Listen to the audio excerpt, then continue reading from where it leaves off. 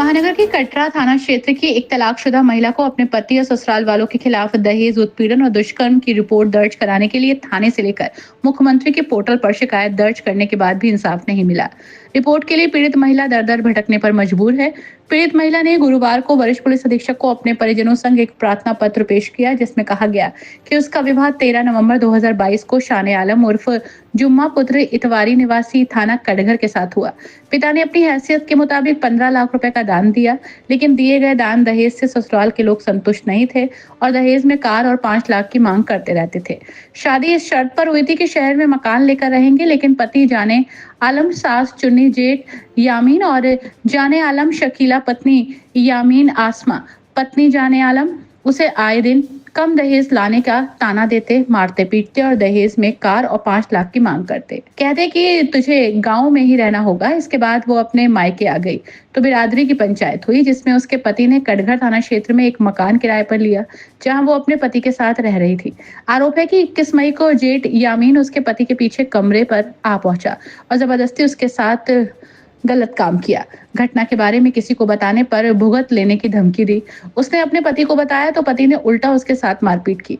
22 मई को दूसरा जेठ जाने आलम आया और तमंचे के बल पर उसने भी उसके साथ गलत काम किया।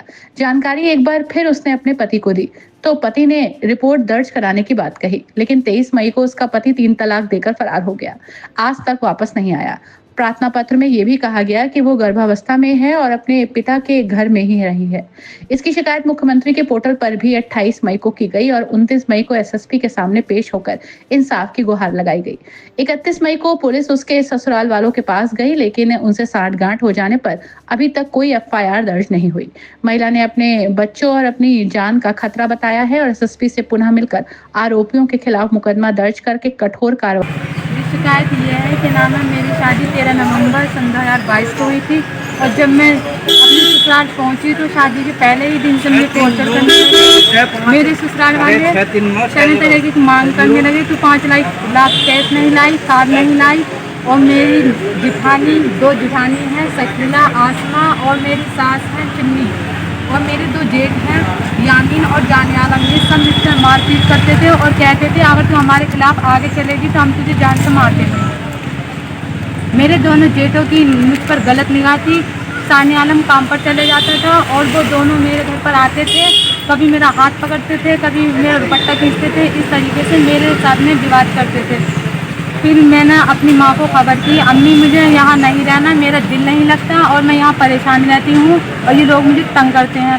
फिर मेरे मोहल्ले से मैके से कुछ बड़े लोग गए हैं, बुजुर्ग लोग गए, मेरा भाई भी गया, मेरे ससुराल और ससुराल वाले भी थे और मेरा बड़ा नंदोई था जिसका नाम है बाबू।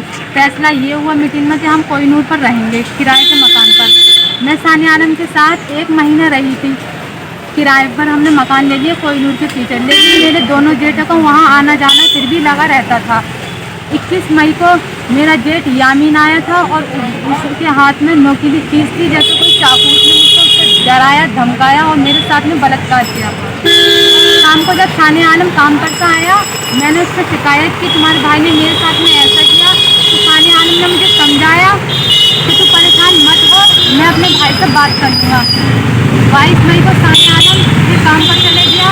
फिर 22 मई को मेरा जेठ जाने आलम आया था, उसने मुझसे गेट खुलवाया और मैं जब पानी लेने के लिए चली गई थी उसके लिए तो उसने गेट बंद किया। पीछे से तमंचा मेरे दिमाग पर रख दिया और उसने मेरा रूम में ले आकर उसने बेड पर गिराया और मेरे साथ में बलात्कार किया। फिर मैं बहुत डर गई थी। जब शाम को साने आलम आया, मैंने उससे फिर शिकायत की कि देखो मेरे पेट में भी दर्द है और तुम्हारा आज भाई आया तो उसने भी मेरे साथ में ऐसा किया, तुम चलो एफआईआर लिखते हैं और हम अल्ट्रासाउंड भी कराते हैं। आपके साथ जो घटना हुई, आपने कोई शिकायत की पुलिस में? जी हाँ, मैं कटवर थाने भी गई थी और 10 सराय पर भी गई थी, लेकिन कोई भी वहाँ पर सुनवाई नहीं हुई। आज किससे मिली आप? आज मैं कप्तान साहब के पास मिली थी। क्या मांग करी आपने, क्या चाहती है? जी मैंने ये कहा था उनके खिलाफ एफआईआर करो, मुझे न्याय मिले, मुझे इंसाफ मिले, लेकिन उन्होंने भी मुझे टला दिया। और जब सुबह को मैंने फिर क्या हुआ?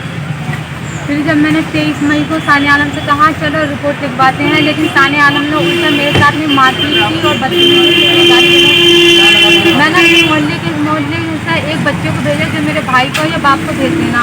मेरे भाई और पापा आ गए थे, उन्हीं के सामने उसने और भी मुझे मारा और वो 3 तलाक देकर भाग गया, जो आज तक वापस नहीं आया। और फिर 30 मई को मैं वहाँ गई, उन्होंने 10 सराय वालों ने बुलाया था, वो मुझ पर दबाव डाल रहे थे कि समझौता करो, लेकिन मैंने उनसे साफ इनकार कर दिया था कि मुझे कोई समझौता नहीं करना है।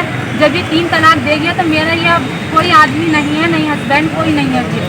अब तलाक देने के बाद में अब आप क्या चाहती हैं? अब मैं ये चाहती हूँ उनके खिलाफ FIR हो और मुझे इंसाफ मिले। मेरे 2 बच्चे हैं, 1-2 साल का लड़का है मेरे साथ में और मैं प्रेगनेंट हूँ।